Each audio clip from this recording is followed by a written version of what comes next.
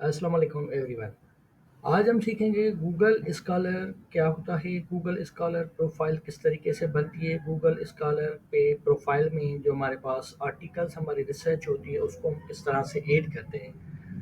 अगर आप हमारे चैनल पे नए हैं, मेरे चैनल पे नए हैं तो सब्सक्राइब करें, शेयर करें, लाइक करें, कमेंट्स करें, ताकि इस तरह की और मोर इन्फॉर्मेटिव वीडियोस आपको मिलती रहें एजुकेशनल रिसर्च पर्पस पे। अच्छा, गूगल स्कॉलर का प्रोफाइल हम बनाते क्यों? बेसिकली देखिए ना, गूगल स्कॉलर का प्रोफाइल हम इसीलिए बनाते हैं क्योंकि ये एक रिसर्चर का नेटवर्क होता है, जिससे आप जहाँ पे भी एज अ टीचिंग करते हैं, जॉब करते हैं, तो वहाँ पे आपको पता चलता है कि आपकी कितने नंबर ऑफ आर्टिकल्स हैं, कौन कौन सी साइटेशंस हैं, कौन सा मोस्ट वैल्यूएबल आर्टिकल है आपका। और आपके इदारे को बेनिफिट ये होता है कि हमारे जो फैकल्टी है उन्होंने कितने आर्टिकल्स लिखे हुए हैं। इदारा अपना, यूनिवर्सिटी जो आपकी होती है वो भी अपना एक प्रोफाइल बना लेती है।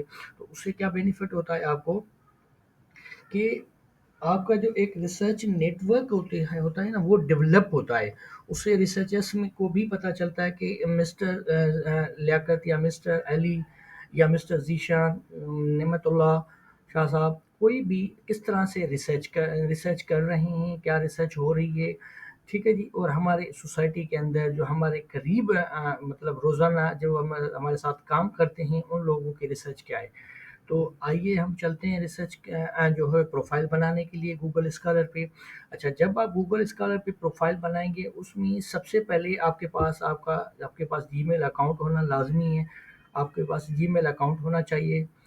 क्लियर। अच्छा, उसके बाद जब आप जीमेल अकाउंट पे जाने के बाद आप क्या करेंगे, देखें जैसे हम गूगल स्कॉलर लिखते हैं, यहाँ पे आपकी ईमेल है, जो भी आपकी ईमेल है, ठीक है, अकाउंट है। उसके बाद आपने प्रोफाइल है, ठीक। अब यहाँ पे हमने कुछ सेटिंग्स करनी होती हैं।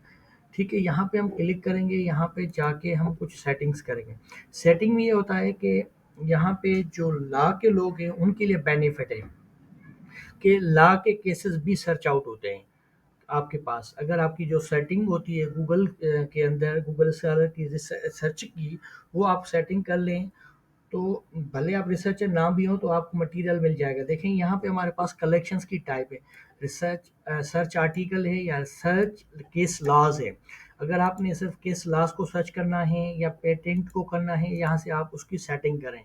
हम एज अ कॉमन रिसर्चर तो हम यहाँ रिसर्चर लिख लेते हैं, मगर आपके पास अगर लॉ के लोग हैं, आप लॉयर्स हैं, ठीक है, एडवोकेट हैं आप, तो आपके पास ये आप यहाँ से भी सर्च आउट कर सकते हैं।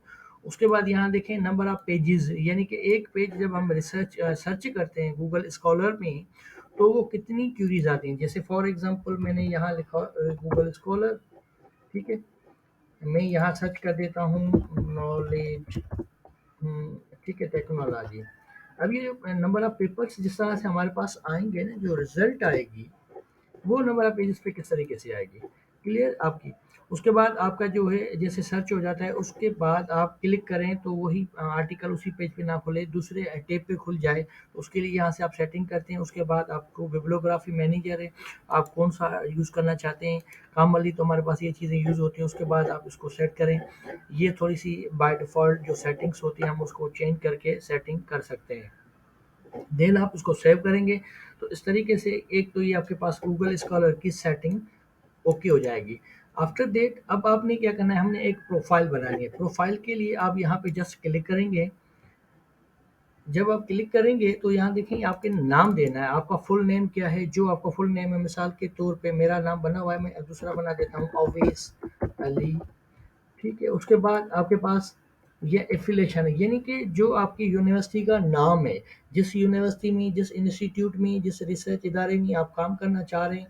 मिसाल के तौर पर मैं यहाँ लिख देता हूँ Mehran university of engineering and technology. ठीक है, Mehran university of engineering technology, Jamshoro, Jamshoro. उसके बाद ईमेल वेरिफिकेशन। ईमेल देखें यहाँ पे आपके पास, आप जिस यूनिवर्सिटी के फैकल्टी मेंबर हैं तो वो आपने देनी है। जैसे मैं यहाँ दे देता हूँ लियाकत राहू @admin.mu.edu.pk। आपको ये एफिलिएशन ईमेल देना ज़रूरी है। देन आपके पास एरियाज़ ऑफ इंटरेस्ट क्या है, यानी कि कौन-कौन से एरियाज़ में आप अपनी रिसर्च करना चाहते हैं। जैसे मिसाल के तौर में लिख देता हूँ, knowledge management, information system, H HRM, then library, sorry, library automation. Clear? आपने कीवर्ड देनी है। देन आपके पास आपका जो है ये होम पेज है, जो यानी कि मिसाल के तौर जो यूनिवर्सिटी का पेज है, आपकी ईमेल एड्रेस है, यानी कि यूनिवर्सिटी की जैसे जो भी है www.muet.edu.pk, आपने वो देनी है। देन आपने उसको नेक्स्ट करना है। नेक्स्ट करने के बाद आप यहाँ पे अपने जो है दूसरे आर्टिकल जो है ना ऐड कर सकते हैं। क्लियर?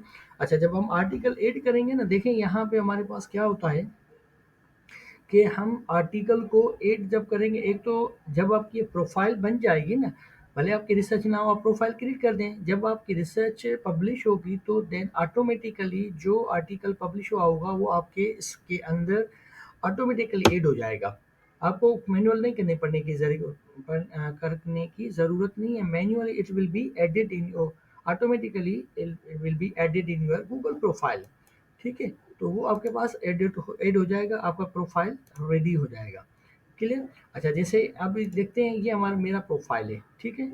यहाँ देखिए हम प्रोफाइल बनाते हैं। देखें पहले आपका नाम क्या है, आपके डेजिग्नेशन, आपकी जो है एफिलिएशन किस इदारे से है, आपकी ईमेल है, उसके बाद आपके जो है एरियाज़ ऑफ इंटरेस्ट है, यानी कि जहाँ पे आप काम करना चाहते हैं वो एरियाज़ ऑफ इंटरेस्ट है। देन मेन चीज़ जो गूगल प्रोफाइल बनाने की ये हमारे पास होती है, साइटेशन, कि आपकी जो वर्किंग है उसकी वेटेज क्या है, क्या वेट है आपके वर्क का।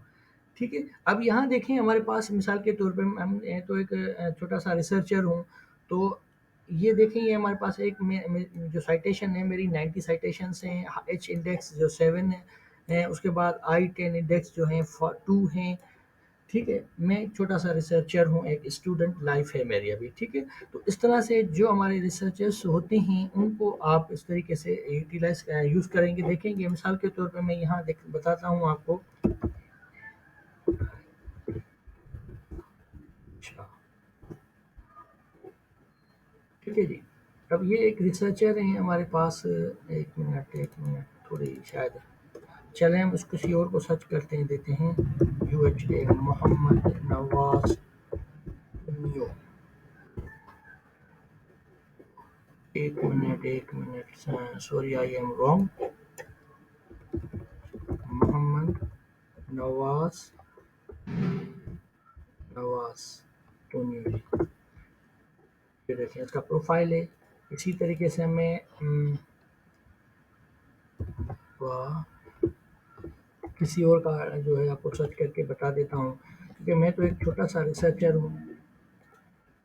प्रोफाइल है, ठीक है, ये मेरे PhD सुपरवाइज़र हैं, टीचर हैं, उनके प्रोफाइल है। ये देखें हमारे पास हमारे दोस्त हैं, इनकी साइटेशंस देखें आप। क्लियर? ये होती है मीनिंग कि आपके पास, देन आप इसको देख लें।